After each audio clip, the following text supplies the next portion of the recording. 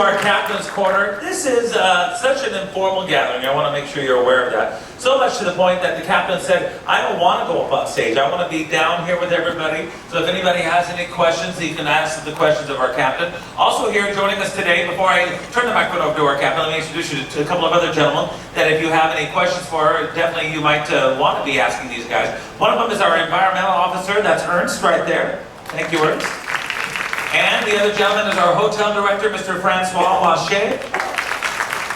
And just a reminder that once you do have a question, I've got a couple of crew staff in the audience, and even though we're small and intimate, so everyone in the room can hear your question, we're going to ask that you go ahead and raise your hand. We'll bring a microphone over to you.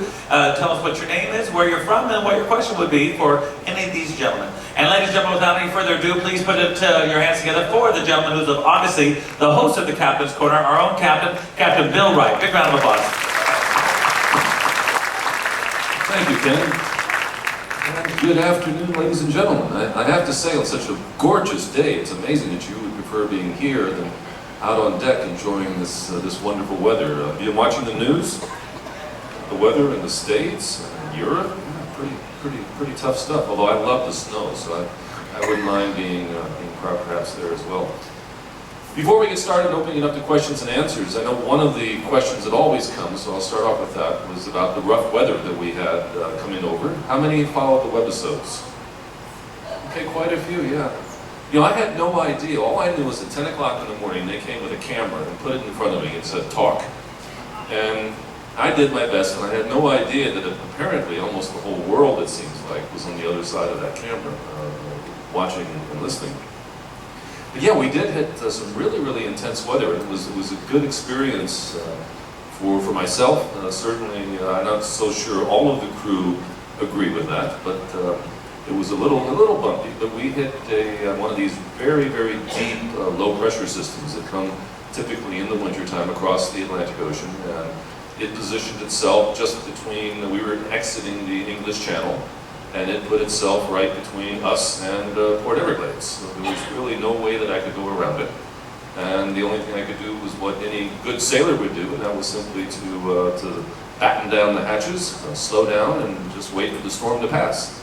And that took almost 3 days. But we had hurricane force winds.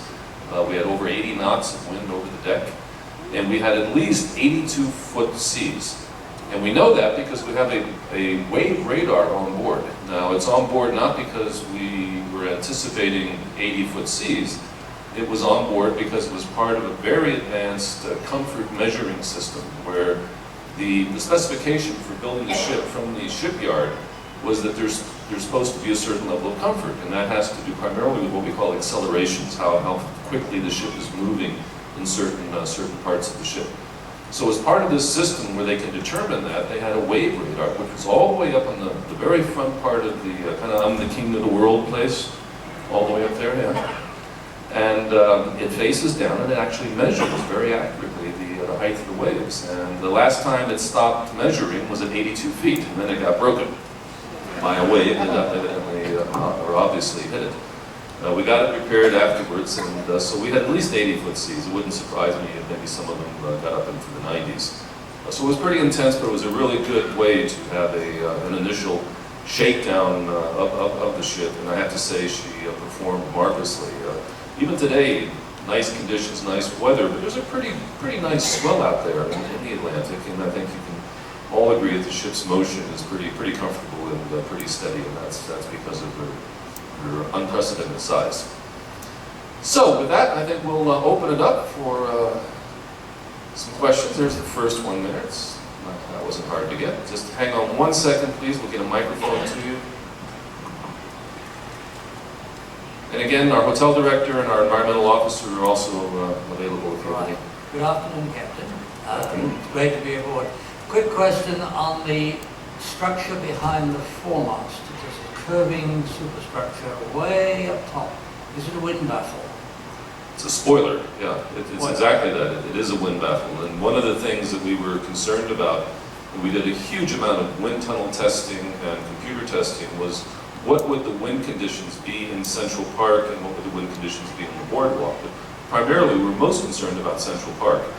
And we actually found out initially that without any modifications, the wind velocities in Central Park were actually at times in excess. Now I'm talking down on deck 8. They were in excess of what they were up on the outer decks. We were creating kind of a vortex. So the wind was actually accelerating. So we have that spoiler is part of the design. There's another one a little bit further aft. And if you look at the Viking crown, on the center line, on the very front of the Viking crown, you'll see a big notch. It looks like somebody took a bite out of a cookie. You notice that? Yeah. That notch is there also to help control and mitigate the wind conditions in Central Park. So that's all about aerodynamics. Yes, sir.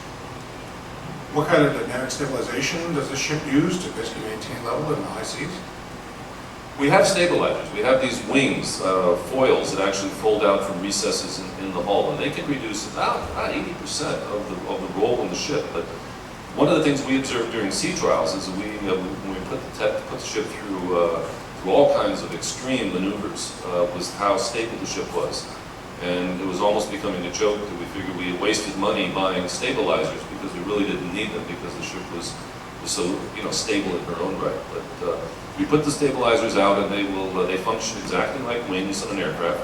The only difference is they're working opposite of each other. So one will be creating a lift on the top side, and the other one will be creating at the same time a lift on the bottom side. And both of those would then help counteract a roll that's in the ship when connected to a gyro pump. No, two, one on each side.